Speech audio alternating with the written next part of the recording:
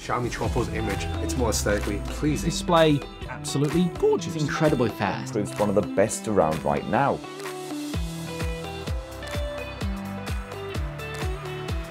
We have a triple camera, and this includes 3 50-megapixel lenses. Daylight photos from the main camera are really good.